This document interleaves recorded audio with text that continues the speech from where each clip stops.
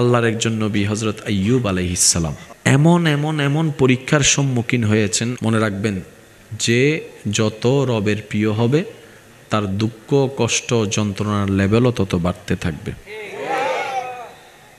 আল্লাহ তাআলা এই পৃথিবীতে যাদেরকে পরীক্ষা করেছেন সবচাইতে বেশি পরীক্ষা করেছেন নবী রাসূলদেরকে।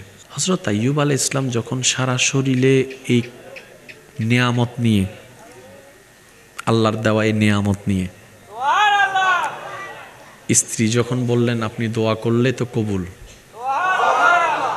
নবীদের দোয়া তো কবুল, বললেই কবুল, আপনি একটু বলেন না আল্লাহ আপনাকে সুস্থ করে দেখ, কারণ আপনার কষ্ট তো আমি সইতে পারতেছি না, দেখতে পাচ্ছি না, কারণ স্বামীদের কষ্ট বউরা সইতে পারে না।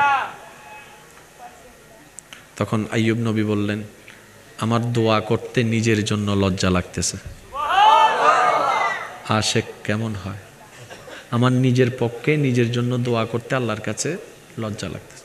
তোমার কিছু দরকার হলে বলো, আমি তোমার পক্ষ হয়ে আমার রবের কাছে সুপারিশ করব। আশেপাশের কারো যদি কোনো দরখাস্ত থাকে আমাকে বলতে বলো, আমি তার পক্ষ হয়ে রবের কাছে ভিক্ষার হাত পাতব। আমার দুশমনরে যদি কিছু চাওয়ার থাকে আমাকে এসে বলতে বলো, আমি রবের কাছে বলবো। আমি আমার জন্য বলবো না, আমার লজ্জা লাগতেছে। আপনার জন্য আপনি চাইবেন, লজ্জা কিসের? বলে যে যিনি বছরের পর বছর সুস্থতা দিয়েছেন। হযরত আইয়ুব আলাইহিস সালাম বলছেন অন্যের জন্য দোয়া করতে রাজি, নিজের জন্য লজ্জা লাগছে। কেন? যিনি আমাকে এতদিন বছরের পর বছর সুস্থ রেখেছেন, এই কয়েকটা বছর একটু অসুস্থতার নিয়ামত দিছে, আমি যদি এখন নিজের জন্য দোয়া করি, আল্লাহ যদি বলে এতদিন সুস্থতা দিছি, তখন তো কিছু বলো নাই। আমার আল্লাহ আমাকে যা দিয়ে খুশি আমিও সেটা পেয়ে খুশি। হাত দিতে পারি, পা দিতে পারি, জমিনও দিতে পারি, টাকাও দিতে পারি, কিন্তু আমি আমার মাথা তোমাকে দিব না। কারণ মানব দেহে সবচাইতে সম্মানিত জায়গা হচ্ছে মাথা, মাথার মধ্যে সম্মানিত জায়গা হচ্ছে কপাল। একটা মানব দেহে সবচাইতে সম্মানিত জায়গা মাথা, মাথার মধ্যে সম্মানিত জায়গা। কোন সুস্থ মানুষ কাউকে মাথা দেয় না, কপাল দেয় না, কারণ সেটা তার কাছে সবচাইতে সম্মানিত জায়গা। কিন্তু বড় অদ্ভুত বিষয়, চমৎকার বিষয়, সেই সুস্থ জ্ঞানী মানুষ নিজের স্বইচ্ছায় রবের দরবারে সিজদার মাধ্যমে মাথাও ঝুঁকায় দেয়, কপালও লাগায় দেয়। সুবহানাল্লাহ। জগৎ জিজ্ঞেস করছে তুমি না মাথা দিবা না, এখন দিচ্ছ কেন? বলে যে অন্য জায়গায় মাথা দিলে ইজ্জত কমে, রবের দরবারে মাথা ঝুঁকালে ইজ্জত বাড়ে। আল্লাহ আমাদের সবাইকে সেই সিজদার মর্ম বুঝার তৌফিক দান করুন। জীবনের সাথে সিজদার সাথে নামাজের সাথে বন্ধুত্ব করার আল্লাহ আমাদের সবাইকে তৌফিক দান করুন। আল্লাহ তাআলা কোরআনুল কারীমের মধ্যে বলছেন ওয়াল আসর ইন্নাল ইনসানা লাফি খুসর। আল্লাহ নিজেই বলছেন মানব জাতি লসে আছে। সূরা আসরে আল্লাহ পাক বলছেন ইন্নাল ইনসানা লাফি খুসর। আমি আল্লাহ সব জানি, সে জাননেওয়ালা আল্লাহই বলে দিচ্ছি মানব জাতি লসে আছে। তো আল্লাহ তোমার বান্দাদের ভিতর মধ্যে কি লাভের মধ্যে কেউ নাই? রবে বলে যে হ্যাঁ আছে, আমি তো মেজরিটি পার্সেন্ট লসে আছে সেটা বলেছি, লাভের মধ্যে যে নাই এটা তো বলিনি। সুবহানাল্লাহ, একটু জোরে। আল্লাহ বলছেন আমার বান্দাদের মধ্যে বেশিরভাগই ইন্নাল ইনসানা লাফি খুসর, তারা লসে আছে। ইন্নাল ইনসানা লাফি খুসর, লসে আছে। আল্লাহ কেউ কি লাভে নাই? বলে যে আছে। আল্লাহ কারা লাভে আছে? রব বলছেন ইল্লাল্লাযীনা আমানু ওয়া আমিলুস সালিহাত। যারা মুমিন, নেক কাজ করার চেষ্টা করে। আল্লাহর কারা?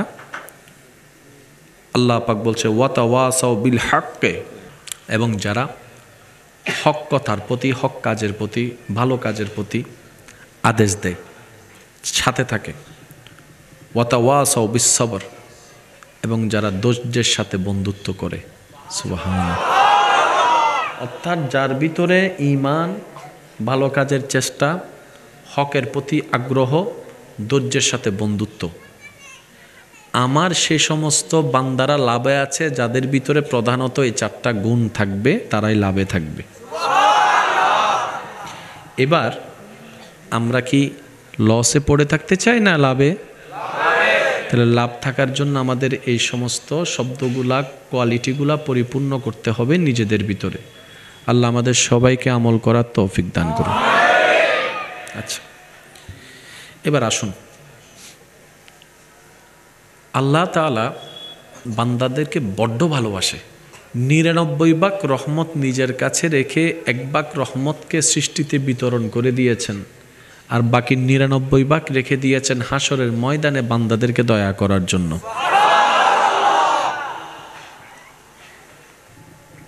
বান্দার যা দরকার, যখন দরকার, যেভাবে দরকার, প্রতি সেকেন্ডে যিনি নজর রাখেন, খেয়াল রাখেন, তিনি আমাদের রব্বুল আলামিন।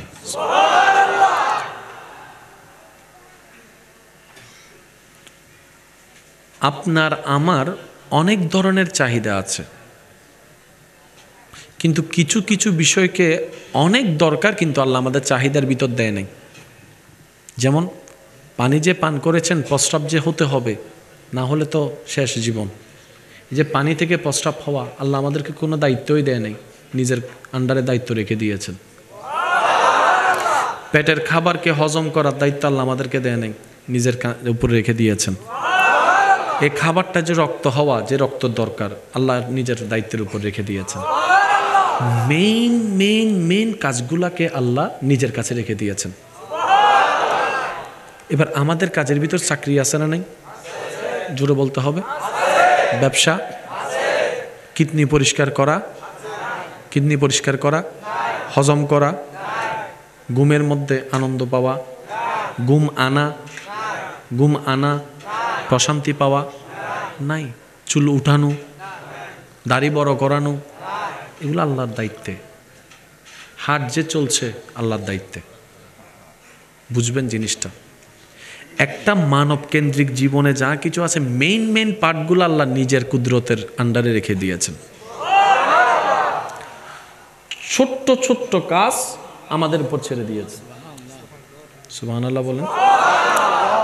যেমন খানা খাওয়া আমাদের কাজ, শক্তিটাও কিন্তু আল্লাহ দিচ্ছেন। ময়লা আছে না নাই দেখা আমাদের কাজ, চোখে দেখার শক্তি আল্লাহ দিয়ে দিয়েছেন। রান্না করা আমাদের কাজ, রান্না করার বুদ্ধিটা আল্লাহ দিয়ে দিয়েছেন। রান্নার জন্য চুলা দরকার, এটা আমাদের কাজ, আগুনটা আল্লাহ বানিয়ে দিয়েছেন। ক্ষুধা নিবারণের জন্য ধানের দরকার, আমরা ধান রুকেছি, ধান তুলে দিয়েছেন আল্লাহ। দেখতেছেন বিষয়টা কত সুন্দর করে আল্লাহ পাক কত সুন্দর মেজারমেন্ট করে দিয়েছেন। রব বলছে বড় বড় কাজ সবগুলো আমি খেয়াল করছি, ছোট ছোট কাজগুলো তোদের উপর ছেড়ে দিয়েছি, কিন্তু ডাইরেক্ট ছেড়ে দিই নাই, আমি সেখানেও নজর রাখতেছি। কারণ তুই যখন কাজের জন্য ঘর থেকে বের হচ্ছিস, আমি রবের নামটা বলে, তুই বের হওয়া থেকে ঘরে ফিরা পর্যন্ত আমি আল্লাহ সেটা রহমত দিয়ে নিয়ন্ত্রণ করে যাচ্ছি। বলেন সুবহান। অর্থাৎ বান্দা, তোমার প্রত্যেকটা সেকেন্ড আমি রবের রহমতের বাইরে নয়। আমি রব না দিলে তোমার কোনো অস্তিত্বই থাকবে না। ও বান্দা, আমি আল্লাহ তোমাকে এত এত ভালোবাসি, তুমি আমাকে ডাকতে ভুলে গেল, আমি দয়া করতে ভুলি না। তোমাকে আমি এমন অনেক কিছুই দিয়েছি যেটা তোমার দরকার ছিল, তুমি নিজেও জানো না। তোমার দরকার কিন্তু তুমি নিজেও জানো না, সেই বিষয়টা পর্যন্ত আমি আল্লাহ খেয়াল রেখেছি। এবার আসমাউল হোসনার নামের দিকে যদি খেয়াল করে দেখেন, বড় চমৎকার বিষয় নজরে আসবে। আমাদের স্রষ্টার নাম কি? ওই আল্লাহর কিছু অনেকগুলা গুণবাচক নাম আছে। রহমান আছে, রহিম আছে, সত্তার আছে, গফ্ফার আছে, জব্বার আছে, খালিক আছে, মালিক আছে, সামিউন আছে, বসিরুন আছে, গফ্ফার আছে। আল্লাহ তোমার এত রকমের নাম কেন? রব বলে যে এক একটা নাম এক একটা মহাসমুদ্র, এক একটা নাম এক এক রকমের রং, আর আমার এক একটা নামের তাসির এক এক রকম, রং এক এক রকম, স্বাদ এক এক রকম, কোয়ালিটি এক এক রকম, তার রিয়াকশন এক এক রকম। আর আমি আল্লাহ প্রত্যেকটা নামের গুণ নিজের মধ্যে রেখেছি শুধু তোদের উপর দয়া করার জন্য, তোদের কল্যাণের জন্য। ডাকলে শুনতে হয়, ডাকবে বান্দা, শুনবে আল্লাহ। রব বলে যে তোরা যেন ডাকলে আমি শুনি, সেজন্য আমি সামিয়ে। তোদের অবস্থা জানার জন্য আমার দেখা লাগবে, সেজন্য আমি বসির। আর একটু জোরে বলেন, আর একটু জোরে বলেন। তোদের যে রিজিক লাগবে সেজন্য আমি রাজ্জাক, তোদের যে দয়া লাগবে সেজন্য আমি রহমান। ও বান্দা, তোরা যে গুনাহ করবি সবাই জেনে যাবে, গোপন করার জন্য আমাকে লাগবে, সেজন্য আমি সত্তার। তোদের গুনাহ মাফ না হলে তোরা জাহান্নামে চলে যাবি, সেজন্য আমি গফ্ফার। তোদেরকে আমি জাহান্নাম থেকে জান্নাত দিব, তোদের দরকার, সেজন্য আমি মালিক। ও বান্দা, তোদের চিন্তা করার দরকার নাই তো, আমি আল্লাহ আছি তো তোদের। তোরা শুধু আমাকে একটু স্মরণ করিস, আর স্মরণটা যেন দিল থেকে হয়, মন থেকে হয়, প্রাণ থেকে হয়। কারণ মুখের আওয়াজ আমার দরবারে পৌঁছাতে মুখের আওয়াজ লাগে না, তোর কানে অন্যের আওয়াজ পৌঁছাতে মুখের আওয়াজের শক্তি লাগে, শব্দের প্রয়োজন হয়।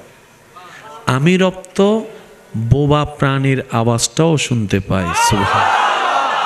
তো যখনই ডাকবি আমাকে দিল থেকে ডাকার চেষ্টা করবি, ভালোবাসা নিয়ে ডাকার চেষ্টা করবি, মহাব্বতের গভীর জগতে গিয়ে ডুব দিয়ে আমাকে ডাকার চেষ্টা করবি।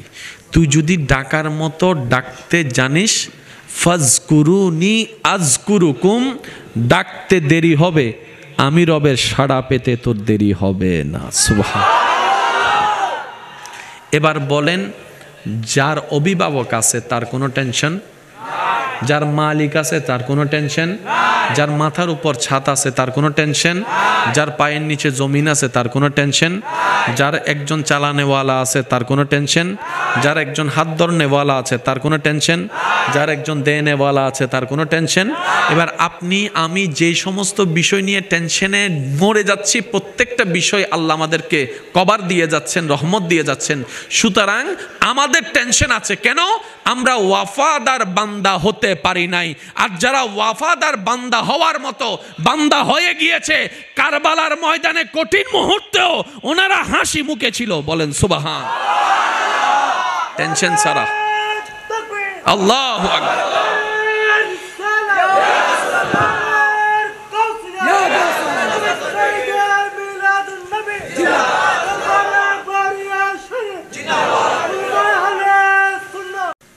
চাইলে আল্লাহ পারে যে কাউকে বানাইতে, কিন্তু বানান নাই। আল্লাহ তাআলা বলে আমি মালিক, চাইলে যে কাউকে বানাতে পারি, কিন্তু আমি যেটাই করি বানালো একটা নিয়মে বানাই। আল্লাহ পাক বলেও আমার বান্দা, আমি জান্নাতের যুবকের সর্দার বানিয়েছি যাদেরকে, ওনাদের মধ্যে হোসাইনকে দেখ না।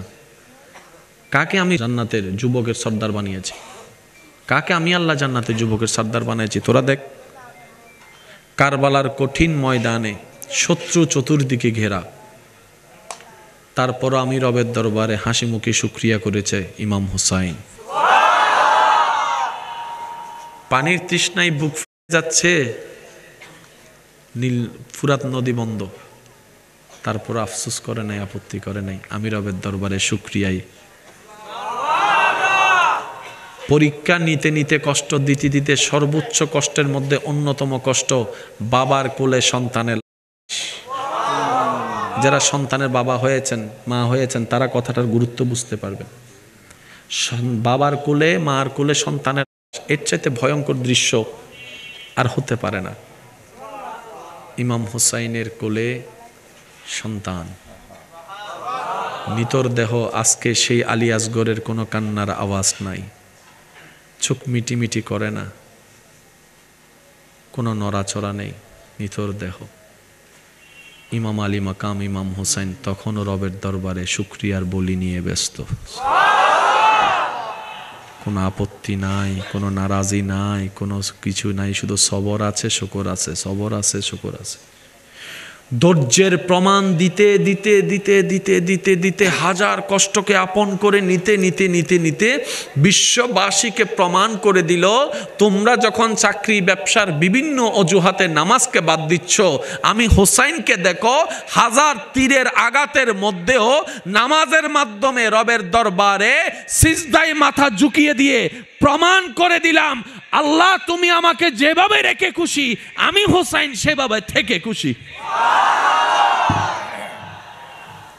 আল্লাহ পাক বলে যে আমি যাকে যুবকের সর্দার বানিয়েছি জান্নাতের, দেখো ওনার কোয়ালিটি দেখো, ধৈর্য কারে বলে, শুকরিয়া কাকে বলে, সহ্য কাকে বলে।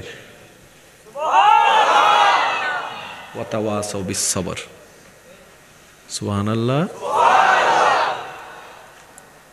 আল্লাহ আমাদের সবাইকে ধৈর্য, সহ্য, শুকরিয়ার সাথে জীবন যাপন করার তৌফিক দান করুন। কয়েকটা জিনিসকে জীবনের বন্ধু বানালে জীবন বড় সুন্দর হয়ে যাবে। ধৈর্য, সহ্য, শুকর। ধৈর্য, সহ্য, শুকর, এই তিনটার সাথে যদি বন্ধুত্ব করা যায় দিল থেকে, দেখবেন আপনার অন্ধকার রুমেও প্রশান্তির আলো জ্বলবে জ্বলবে। কারণ যে সমস্ত বিষয়গুলা ব্রেইনগুলাকে অস্থির করে, অশান্তি করে, এই তিনটা হচ্ছে বড় অ্যান্টিবায়োটিক। ভিতর থেকে কাজ করবে এমনভাবে আপনার প্রশান্তিতে অন্তর ভরে যাবে, বুকটা আলোকিত হয়ে যাবে। সুবহান। তখন আপনার শান্তির জন্য, প্রশান্তির জন্য, সুখের জন্য ভিক্ষুকের মতো অন্যের কাছে হাত পাততে হবে না। স্ত্রী হয়ে স্বামীর দিকে তাকায় থাকতে হবে না, স্বামী হয়ে স্ত্রীর দিকে তাকায় থাকতে হবে না। বন্ধু হয়ে বন্ধুর কাছে ভিক্ষা চাইতে হবে না, যে তুই কথা বললে আমার ভালো লাগে, তুই না বললে আমার অস্থির হয়ে যায়, ওই সুখ খোঁজা লাগবে না। তখন আপনার রবই আপনার অন্তরে শান্তির ব্যবস্থা করে দিবেন। বলেন সুবহান। আমাদের জীবনের সবচেয়ে অন্যতম ভুলের মধ্যে একটা ভুল কি জানেন?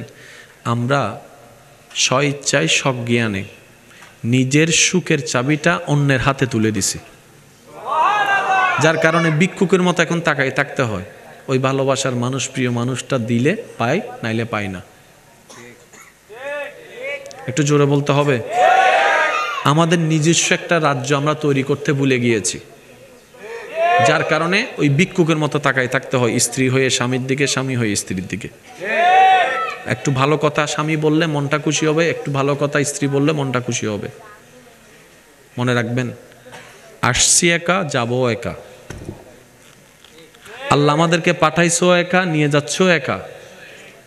আল্লাহ পাক বলে, বান্দা এই পৃথিবীতে টিকে থাকার জন্য তোর জন্য তুই একাই যথেষ্ট। আমি আল্লাহ তোকে সেভাবে তৈরি করে পাঠিয়ে দিয়েছি। তুই ভিক্ষুক হবি আমি রবের দরবারে, আমি তোকে কারো জন্য ভিক্ষুক হিসেবে বানাই নাই। কেন নিজের অস্তিত্বকে বিলীন করে অন্যের কাছে ভিক্ষুক হচ্ছিস? কারো কাছে ভিক্ষুক হইস না, আমি রবের কাছে ভিক্ষুক হয়ে থাক। যে আমি রবের দরবারে ভিক্ষুক হবে, আমার নবী মুস্তাফার দরবারে ভিক্ষুক হবে, সে অন্য জায়গায় বাদশাহী করতে পারবে। সুবহান। প্রত্যেকটা কিছু একটা সিস্টেম আছে। আমরা আসল দরবার ছেড়ে যখন এদিকে চলে আসছি দুনিয়ার মধ্যে, সেজন্য আমরা বাদশাহ হয়েও ভিক্ষুক হয়ে গেছি। দেখেন, দুনিয়াবি বাদশাহী করার জন্য একটা সিংহাসনের দরকার। একটু জোরে বলতে হবে। দুনিয়াবি বাদশাহী করার জন্য একটা সিংহাসনের দরকার, জনমনের ভোটের দরকার, রাজ্যের বাসিন্দাদের একটা মতামতের দরকার, তারপরে বাহিনীর দরকার, টাকার দরকার, রিয়ালের দরকার, ডলারের দরকার, তেলের দরকার। আবার এত কিছু থাকলে হবে না, দেশের মধ্যে একটা জায়গাও বড় থাকার দরকার, তারপরে বিভিন্ন দেশের সাথে সম্পর্ক থাকার দরকার। অনেক কোয়ালিটি মেনটেন করে, অনেক শর্ত পূরণ করে একটা বাদশা হয়। আর যারা আল্লাহর প্রিয় বান্দা হয়ে যায়,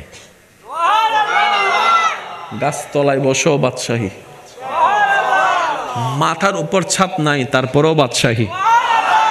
আর একটু জোরে, সুন্দর কোনো দালান নাই, তারপরও বাদশাহী।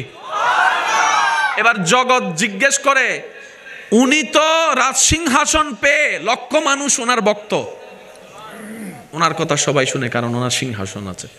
আপনি তো সিংহাসন ছাড়া বাদশাহী করতেছেন, ওনার জন্য লক্ষ মানুষ পাগল, আপনার জন্য কোটি মানুষ পাগল, ব্যাপারটা কি? এবার হাদিস ডাক দিয়ে বলে, আল্লাহ যখন পৃথিবীতে কোনো মানুষকে, কোনো বান্দাকে ভালোবাসে, জিব্রাইলকে ডেকে বলে, আল্লাহ, এ জিব্রাইল, আমি অমুককে ভালোবাসি, আমি আল্লাহ অমুককে ভালোবাসি, তুমিও আজকে থেকে তাকে ভালোবাসো। আল্লাহর নির্দেশটা শুনে জিব্রাইল ফেরেশতাদের মিটিং কার্যালয়ে এসে ঘোষণাটা শুনিয়ে দেয়, আল্লাহ ওনাকে ভালোবাসে, আমি জিব্রাইল তোমাদের সর্দার ওনাকে ভালোবাসি, সুতরাং তোমরাও আজকে থেকে ওনাকে ভালোবাসা শুরু করো, সম্মান করা শুরু করো। এবার সে বার্তাটুকু জমিনে ফেরেশতারা মানুষের অন্তরে পৌঁছায় দেয়। এবার মানুষের অন্তরে অটোমেটিক তার প্রতি, ওনার প্রতি ভালোবাসা সৃষ্টি হয়ে যায়। সুবহান। একবার দরুদ শরীফ পড়েন, আল্লাহুম্মা সাল্লি আলা সাইয়্যিদিনা মাওলানা মুহাম্মদ ওয়া আলা আলি সাইয়্যিদিনা মাওলানা। আল্লাহ তুমি দয়া করো, নসিব করো মদিনা, সেই মদিনা না দেখাইয়া কবরেতে নিও না। আল্লাহুম্মা সাল্লি আলা সাইয়্যিদিনা মাওলানা মুহাম্মদ ওয়া আলা আলি সাইয়্যিদিনা মাওলানা মুহাম্মদ। সবাই একবার মন থেকে বলি আলহামদুলিল্লাহ। এখানে একটা কথা মনে রাখবেন, সব খারাপ খারাপের জন্য হয় না, কিছু খারাপের মধ্যে ভালোও থাকে। সব নেগেটিভ হয় না, কিছু নেগেটিভে পজিটিভও থাকে। মায়ের খাওয়া বাহ্যিকভাবে খারাপ, এতগুলা ছাত্রের সামনে কানে ধরে দাঁড়ায় থাকা বাহ্যিকভাবে খারাপ, কিন্তু শিক্ষকের সেই মাইরটা না হলে আপনার আমার পড়ালেখা ভালো হতো না, ভালো রেজাল্ট আসতো, ভালো কলেজে চান্স পাওয়া যেত। ওই একটা মায়ের নেগেটিভ লাগলেও বাস্তবতায় সেটা পজিটিভ অনেকগুলা দিক ছিল। এবার বলেন, আল্লাহর শরণ আসাটা সুখের না দুঃখের? একটু সবাই মিলে বললে আমি খুশি হব। আল্লাহর শরণ আসাটা সুখের না দুঃখের? আল্লাহর শরণ আসাটা দুঃখের নাকি শান্তির? আল্লাহর শরণ আসাটা লস নাকি লাভ? কারণ একটা বান্দার জীবনে এর চেয়ে বড় লাভ আর কিছু হতে পারে। এবার একটু খেয়াল করে দেখেন, আমরা সুস্থ ছিলাম, শুকরিয়ার সিজদা দিতে পারি নাই। আমরা ব্যবসায় লাভ করেছি, শুকরিয়ার সিজদা দিতে ভুলে গিয়েছি। আমরা সন্তান লাভ করেছি, আমরা শুকরিয়ার আওয়াজটুকু করতে ভুলে গিয়েছি। আমরা পরীক্ষায় পাশ করেছি, বন্ধুদের সাথে সেই পাশের শব্দটাকে শেয়ার করেছি, কিন্তু সবার কথা মনে রাখলেও, মেসেজ দেওয়ার কথা স্মরণ থাকলেও ওই রবের দরবারে যে একটা সিজদা দেওয়ার কথা ছিল ওইটা ভুলে গিয়েছি। আমি যখন স্বপ্ন পূরণ হলো, চাওয়া পূরণ হলো, ইচ্ছা পূরণ হলো, আনন্দটা চেহারা দিয়ে হাসির মাধ্যমে প্রকাশ করতে পেরেছি, সবাইকে বুকের সাথে জড়িয়ে ধরে আনন্দের ভাগাভাগি করতে পেরেছি, কিন্তু রবের দরবারে শুকরিয়া করাটা ভুলে গিয়েছি। আল্লাহর একজন নবী হযরত আইয়ুব আলাইহিস সালাম এমন এমন এমন পরীক্ষার সম্মুখীন হয়েছেন, আপনি আমি আমরা হলে টিকতেও পারতাম না, টিকার কল্পনাও করতে পারতাম না। মনে রাখবেন, যে যত রবের প্রিয় হবে তার দুঃখ, কষ্ট, যন্ত্রণার লেভেলও তত বাড়তে থাকবে। আল্লাহ তাআলা এই পৃথিবীতে যাদেরকে পরীক্ষা করেছেন, সবচাইতে বেশি পরীক্ষা করেছেন নবী রাসূলদেরকে সুবহানাল্লাহ, সবচেয়ে বেশি নবী রাসূল। হযরত আইয়ুব আলাইহিস সালাম যখন সারা শরীরে এই নিয়ামত নিয়ে, আল্লাহর দেওয়া এই নিয়ামত নিয়ে, স্ত্রী যখন বললেন আপনি দোয়া করলে তো কবুল, নবীদের দোয়া তো কবুল, বললেই কবুল, আপনি একটু বলেন না আল্লাহ আপনাকে সুস্থ করে দেখ, কারণ আপনার কষ্ট তো আমি সইতে পারতেছি না, দেখতে পাচ্ছি না, কারণ স্বামীদের কষ্ট বউরা সইতে পারে না। তখন আইয়ুব নবী বললেন আমার দোয়া করতে নিজের জন্য লজ্জা লাগতেছে। আশেক কেমন হয়, আমার নিজের পক্ষে নিজের জন্য দোয়া করতে আল্লাহর কাছে লজ্জা লাগতেছে। হযরত আইয়ুব নবী বললেন কি, আমার নিজের জন্য আল্লাহর কাছে কিছু চাইতে আমার লজ্জা লাগতেছে, তোমার কিছু দরকার হলে বলো, আমি তোমার পক্ষ হয়ে আমার রবের কাছে সুপারিশ করব। আশেপাশের কারো যদি কোনো দরখাস্ত থাকে আমাকে বলতে বলো, আমি তার পক্ষ হয়ে রবের কাছে ভিক্ষার হাত পাতব। আমার দুশমনরে যদি কিছু চাওয়ার থাকে আমাকে এসে বলতে বলো, আমি রবের কাছে বলবো, আমি আমার জন্য বলবো, আমার লজ্জা লাগতেছে। আপনার জন্য আপনি চাইবেন, লজ্জা কিসের? বলে যে যিনি বছরের পর বছর সুস্থতা দিয়েছেন, সুবহানাল্লাহ। আশেক প্রেমিক কেমন হয় দেখেন।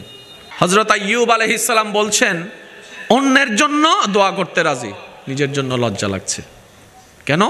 যিনি আমাকে এতদিন বছরের পর বছর সুস্থ রেখেছেন, এই কয়েকটা বছর একটু অসুস্থতার নিয়ামত দিছে, আমি যদি এখন নিজের জন্য দোয়া করি, আল্লাহ যদি বলে এতদিন সুস্থতা দিছি, তখন তো কিছু বলো নাই। আমার আল্লাহ আমাকে যা দিয়ে খুশি, আমিও সেটা পেয়ে খুশি। তো বাস্তবতা হচ্ছে অসুস্থতা থাকলে চেহারা মলিন থাকে, সুস্থ হলে চেহারা আনন্দ হয়, এটাই বাস্তব। কিন্তু আল্লাহর প্রেমিক, আল্লাহর আশেক আইয়ুব নবীর বেলায় বিষয়টা ছিল ভিন্ন। যতদিন অসুস্থতা ছিল চেহারার মধ্যে প্রশান্তির হাসি ছিল। জোরে, যতদিন অসুস্থতা ছিল আপনরা চলে যাচ্ছে, মানুষে বদনাম করতেছে। এখানে আরেকটা বিষয় আছে, ইজ্জতে আঘাত। সেটা কি? অনেকে হয়তো এলাকার মানুষ বলা বলি শুরু করছে, এরে বন্ড নবী আনা দেখতেছি, নিজেরে নবী দাবি করছে, আল্লাহর পরিত বর্ণনা করছে, আল্লাহর প্রেরিত বলছে, তো নবী হলে এত কষ্ট পাচ্ছে কেন, নবী হলে এত রোগ কেন?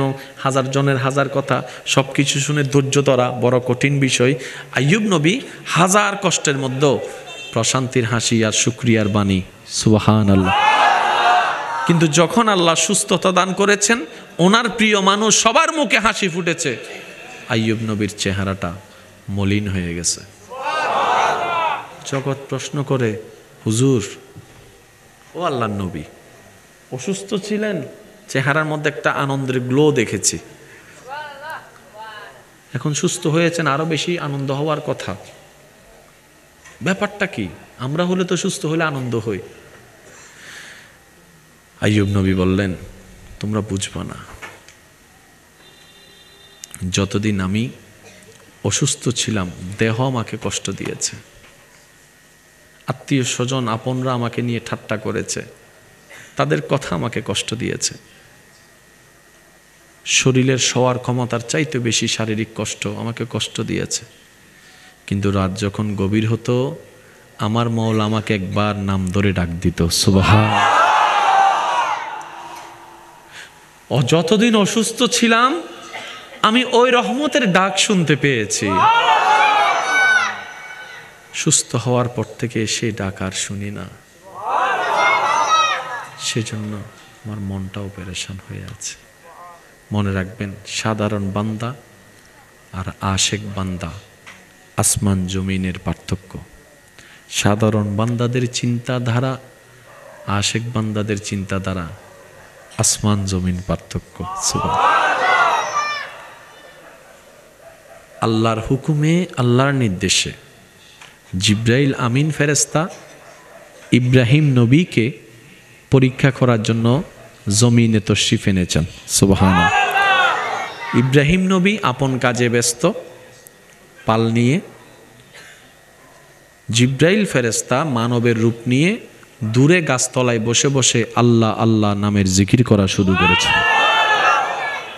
ইব্রাহিম নবী পাশ দিয়ে হেঁটে যাওয়ার সময় সে মিষ্টি সুরের রবের নামের জিকিরটুকু কানে শোনার পরে উনি দাঁড়িয়ে গিয়েছেন। দাঁড়িয়ে দূর থেকে জিব্রাইলের করা সেই আওয়াজটুকু শুনতেই আছেন, শুনতেই আছেন, শুনতেই আছেন। সুবহান। যখন জিব্রাইল, মানবরূপী জিব্রাইল যখন জিকির করা বন্ধ করেছেন, আল্লাহর বন্ধু খলিলুল্লাহ ইব্রাহিম নবী দৌড়াই আসলেন ওনার কাছে। ভাই, আপনি আমার রবের নামের এত সুন্দর জিকির করতেছেন, শুনে মনটা আনন্দিত হয়ে যাচ্ছে, করতেছেন, আবার করেন। তো জিব্রাইল আলাইহিস সালাম, মানবরূপী জিব্রাইল ফেরেশতা ইব্রাহিম নবীকে বললেন, আমি এতক্ষণ করেছি আমার স্ব ইচ্ছায়, এখন যদি আপনি আমাকে অনুরোধ করেন তাহলে আমার লাভ কি?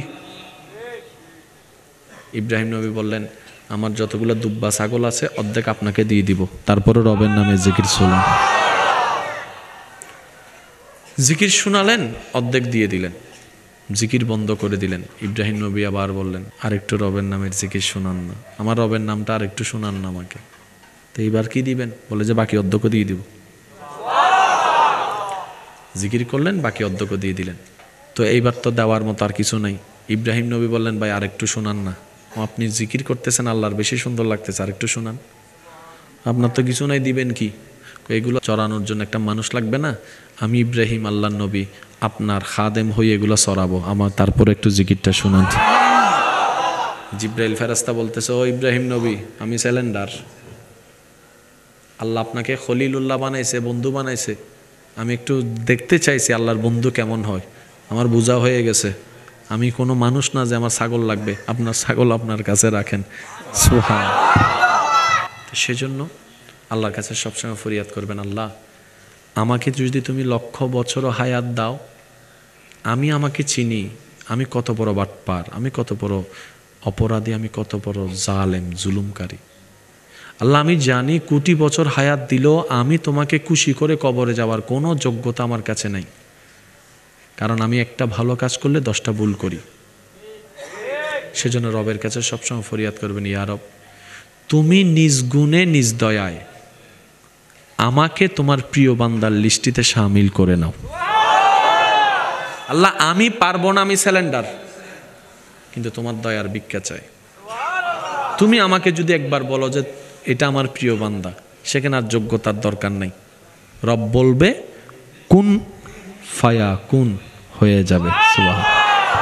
আরেকটু জোরে বলেন না সুবহান আল্লাহ। তো রবের প্রিয় বান্দা হওয়ার জন্য নামাজের দরকার আছে না নাই?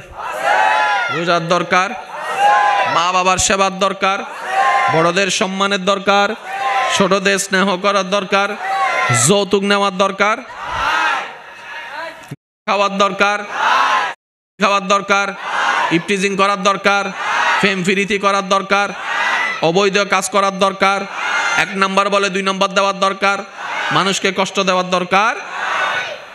আল্লাহ আমাদের সবাইকে বুঝার তৌফিক দান করুন। কষ্ট নিয়েছেন আমার কথায়? আল্লাহর প্রিয় বান্দা হওয়ার জন্য বেশি বেশি ইস্তেগফার করতে হবে, বেশি বেশি ইস্তেগফার। আল্লাহর কাছে যে যত বেশি ক্ষমা চাইবে, রবের রহমত তার উপর তত বেশি আসতে থাকবে। সেজন্য ইস্তেগফারের সাথে বন্ধুত্ব করতে হবে ইনশাআল্লাহ। আরেকটু আস্তে করে বলেন। আর উম্মত হিসেবে নবীর উপর বেশি বেশি দরুদ। তো সেই জন্য আমি ছোট্ট মানুষ হিসেবে একটা পরামর্শ দিতে চাই, সারা দিনে যতক্ষণ পারবেন অজুর সাথে থাকার চেষ্টা করবেন। প্রথম কাজ এটা, সকালবেলা ঘুম থেকে উঠে প্রথমেই অজু যতক্ষণ রাখতে পারেন। একদিনে তার 24 ঘন্টা পারবো না আমরা, একদিনে হয়তো 1 ঘন্টা পারবো, আজকের 1 ঘন্টা আগামী দিনের 1.5 ঘন্টা হয়ে যাবে। আপনি অজু বানানো অবস্থায় কাটানো সময়টা আর অজু ছাড়া কাটানো সময়টা একটু পার্থক্য করে দেখলে দেখবেন আপনি নিজেই বুঝতে পারবেন। খাওয়ার আগে কি বলতে হয়? এক কথায় বলেন, খাওয়ার আগে কাকে স্মরণ করতে হয়? আমি জানি না আপনাদের কখনো এটা নজরে পড়েছে কিনা, দুপুরবেলা এবং রাতের বেলা 2 বেলা খাবার সময় একটু পার্থক্য আপনি নিজেই করে দেখবেন। এক বেলায় রবের নামকে স্মরণ করে খাবেন, আরেক বেলায় রবের নাম স্মরণ করা ছাড়া খাবেন। আপনি নিজেই বুঝতে পারবেন যে রবের নাম স্মরণ করে খাওয়ার ফিলিংস আর রবের নাম ভুলে গিয়ে খাওয়ার ফিলিংস আপনি নিজেই পার্থক্য করতে পারবেন। এগুলা বুঝার জন্য আহামরি কিছুর দরকার নাই, সুন্দর একটা মনের দরকার হয়। করে দেখবেন, তখন আপনি নিজেই রিয়েলাইজ করতে পারবেন আসলে বান্দার জীবনে রবের নাম ছাড়া, রবের জিকির ছাড়া আসলেই কিছুই নাই, আসলেই কিছুই নাই। আল্লাহ আমাদের সবাইকে আমল করার তৌফিক দান করুন। তো বেশি বেশি আল্লাহর কাছে ক্ষমা চাইলে মর্তবা বাড়ে। গুনাহগার যখন ইস্তেগফার করে, তওবা করে, ক্ষমা চায়, গুনার মাফ হয়। সুবহানাল্লাহ বলবেন না? গুনাহগার যখন তওবা করে, গুনাহ মাফ হয়। তো গুনাহ যাদের নাই তারাও তওবা করে কি করে না? তো ওনাদের কি হয়? তওবা ইস্তেগফার এমন একটা নিয়ামত, যে অবস্থায় করবেন সে অবস্থায় লাভ। গুনাহ অবস্থায় করলে গুনাহ মাফ, আল্লাহ দয়া করে আপনার গুনাহ মাফ করে দিয়েছে, আর কোনো গুনাহ নাই মনে করেন, এরপর আপনি তওবা করতেছেন, তখন আপনার মর্যাদা বাড়তে থাকবে, মর্যাদা বাড়তে থাকবে, মর্যাদা বাড়তে থাকবে, মর্যাদা বাড়তে থাকবে, মর্যাদা বাড়তে থাকবে। সেজন্য ইস্তেগফারের সাথে বন্ধুত্ব করতে হবে।